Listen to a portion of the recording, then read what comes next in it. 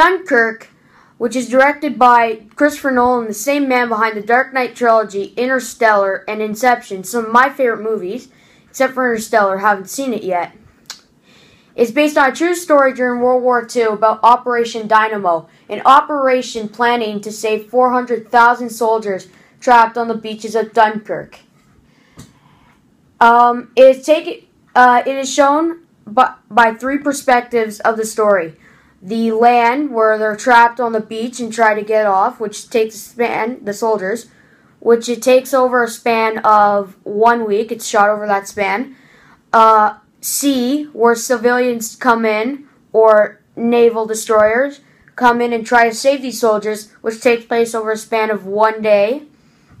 And in the air, with the pilots in their planes, trying to save those destroyers and naval boats, which is shot over 1 hour.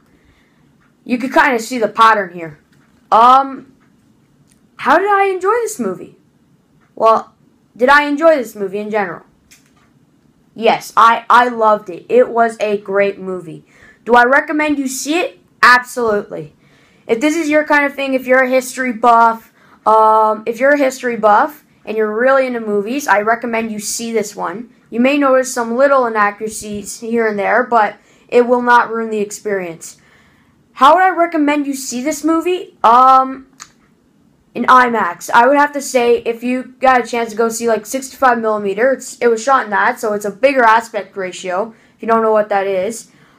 And it's played in an IMAX theater. This format is meant to be played in that kind of theater where it's bigger and there's louder speakers and they can transmit a sound from one speaker to another, or all the speakers for surround sound. But yeah. But if you can't see it, if you can't see it in IMAX, still see it in a theater. I recommend that this movie must be seen in a theater to get the full experience.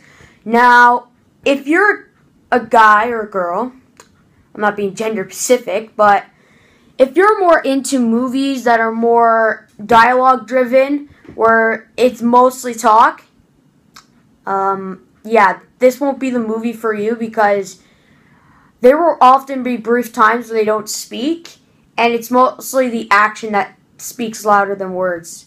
The action is basically the dialogue. So, there's no further way of discussing this movie without a spoiler alert. And for those of you who haven't seen it, go see it now, come back later.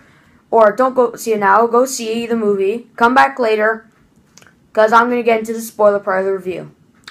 And because I'm feeling generous, I'll give you 10 seconds. There are 400,000 men on this beach.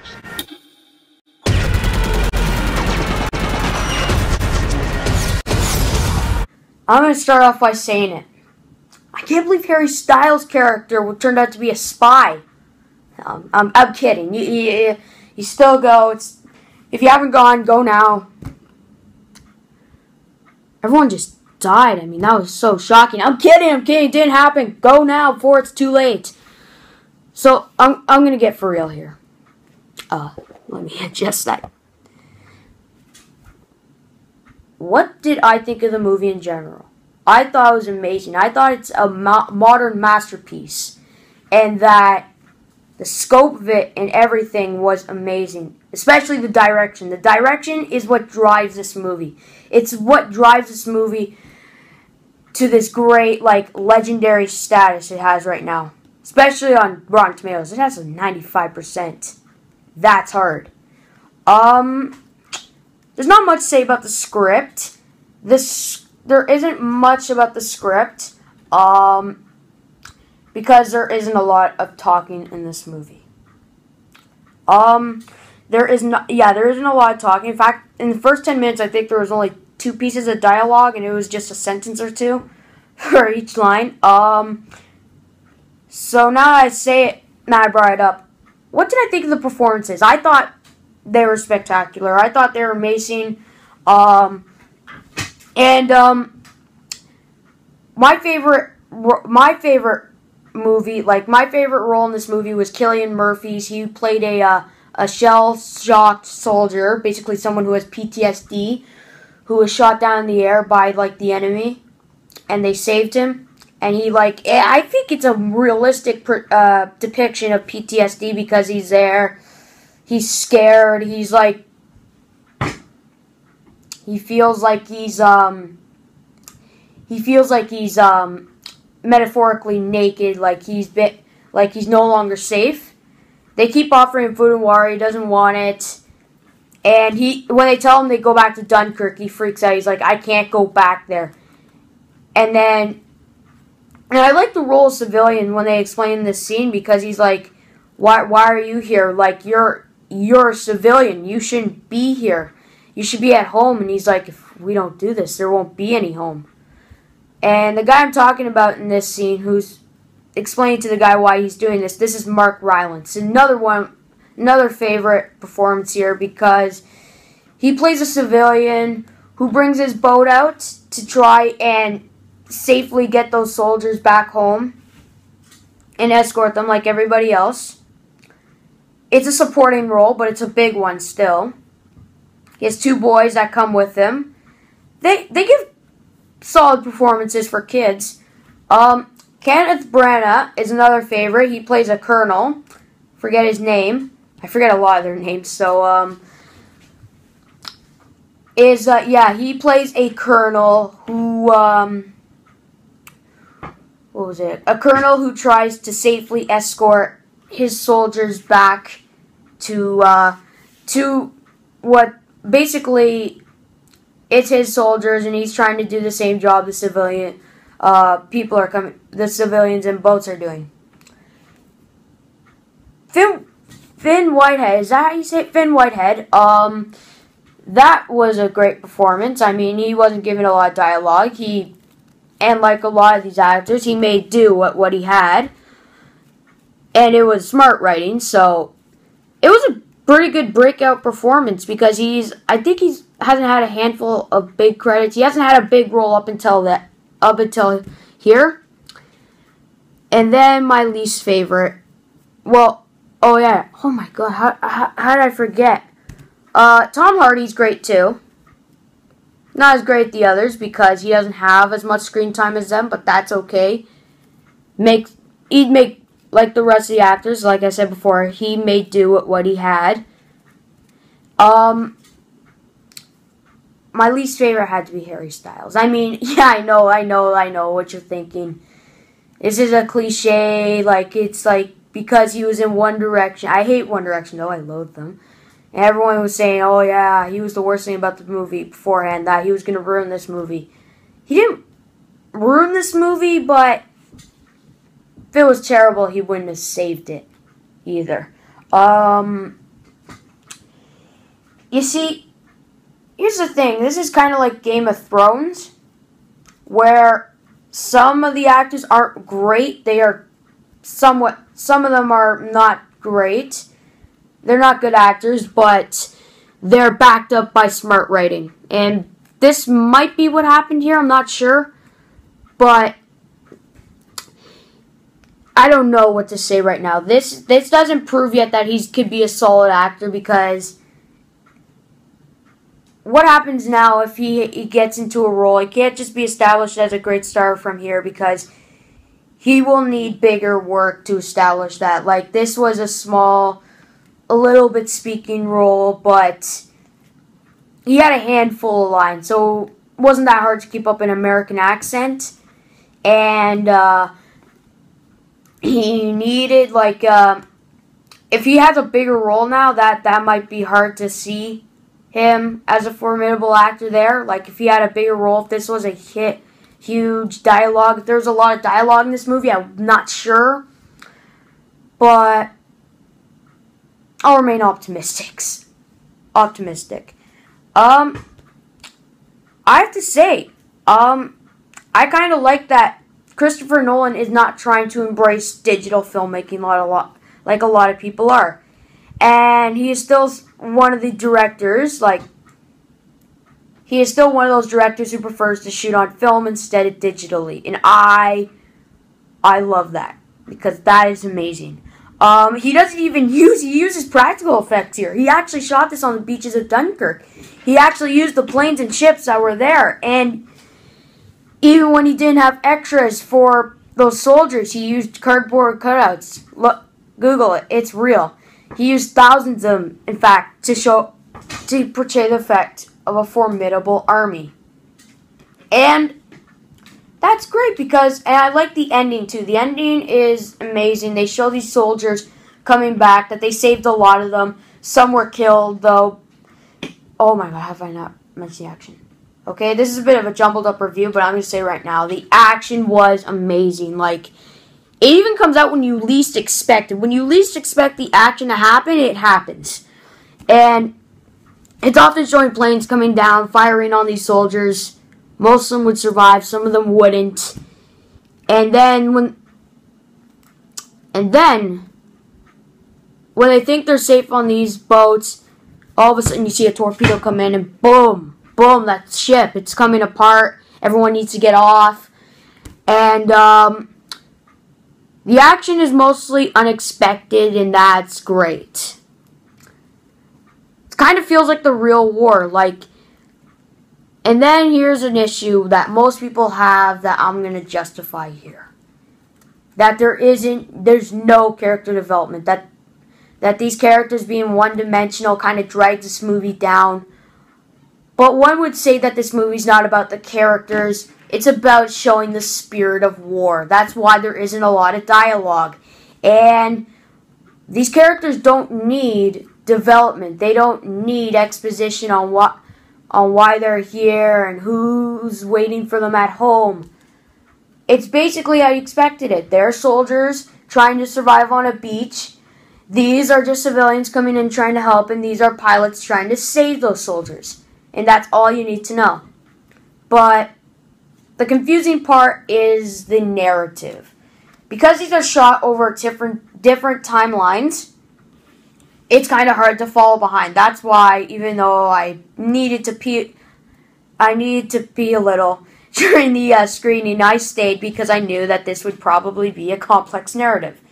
And I'm glad I stayed because I fully understand the movie and its narrative.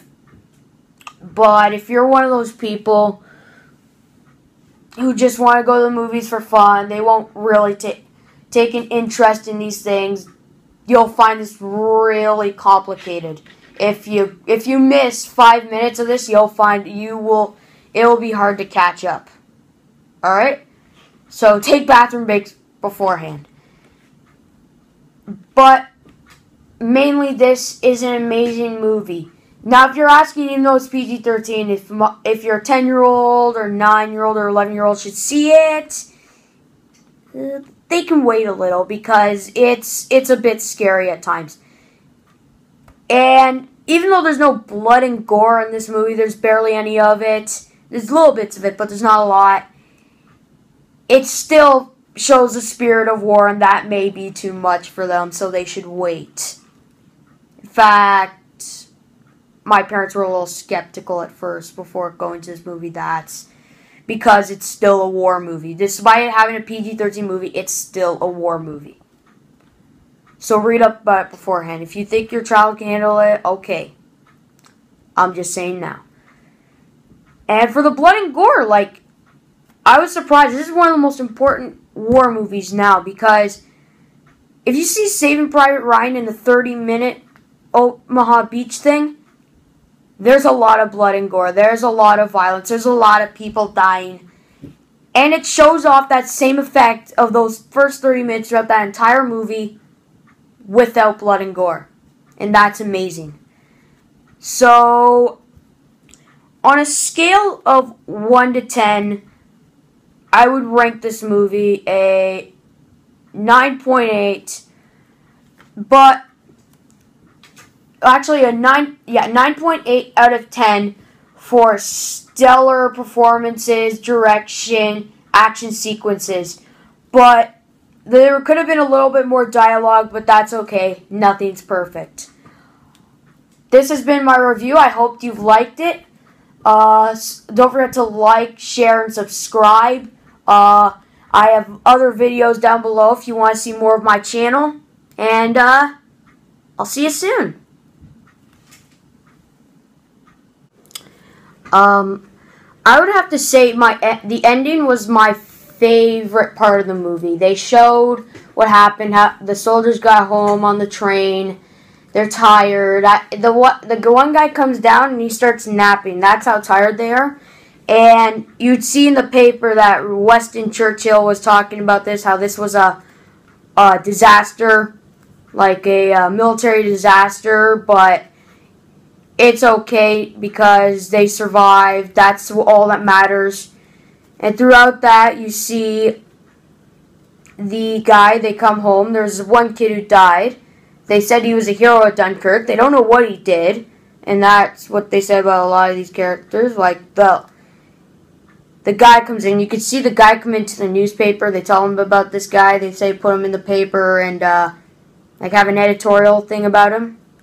An obituary. And they don't know what he did. They just said he was a hero of Dunkirk. And they see it in the newspaper, and they say, alright. Sort of. I don't know. But I do know about this part. I'd like to see, like, all these soldiers came home. They had their happy ending.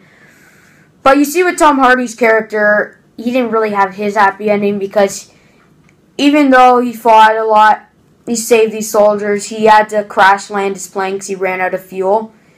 And you can see the realistic of the fuel of the flying thing with the air because his fuel gauge gets destroyed in one part, and he has to do the math on the fly. And you can, and this teaches like your 13 or 14-year-old like why math is important with most jobs because these pilots didn't have calculators back then. He had to do a ratio of for every 14 minutes he lost 50 gallons of gas and fuel. So, but he had to crash land on the beach. His plane caught on fire. He survived, He came out unscathed, but he was captured by the enemy. And he accepted that fate. He in fact, accepted that fate so much that he knew if he ran away, they would have shot him, they would have killed him. So this was the lesser of two evils right now. Him, and this also increases his chance of survival, and he knew it. But still,